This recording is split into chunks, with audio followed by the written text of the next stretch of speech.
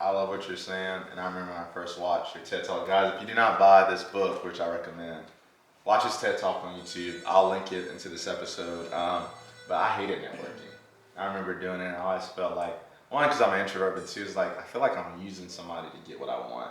And like you just talked about shifting that perspective, but also, how can we not use network, but how can we connect with others through servanthood? And you kind of talk about that in the book, and I want you to talk about a little bit, how can we connect with others through servanthood? Yeah, well, I think a lot of times, a couple examples, a lot of times people feel like they're stuck in a dead-end job. It's not where they want to be. They're dreaming of something big and important, but for whatever reason, God's put them at a restaurant or a Starbucks or some smaller job, and they're just stuck. And I'll say to them, listen, you know what? God's put you there for a purpose. You got to realize there's people around you, your coworkers, the people that you're serving every day, that need to be served. They need the gospel. They need your love. They need your kindness.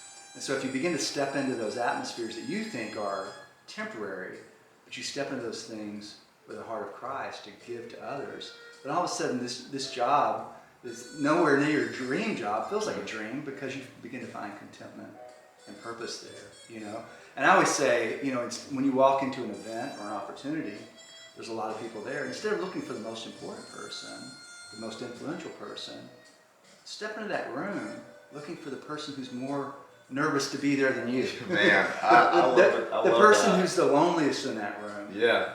And it's interesting that all of a sudden it changes your perspective. Then all of a sudden you've got a purpose for being there.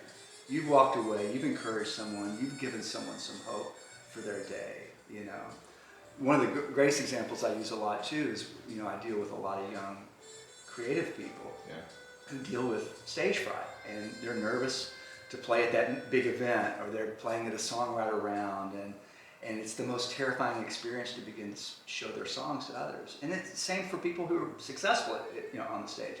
And I'll say, listen, you've got to learn to begin to see the platform is not a place to have your identity met, to receive the applause. But if you begin to see the platform as a place where you're stepping into to serve others, you're taking the song that you've been given, the voice you've been given, and you're stepping on that stage and you're bringing joy and empathy and encouragement to that audience. It's a place of serving. So you see the stage as a place of serving, and all of a sudden there is no fear. There is no stage fright because it's not about you.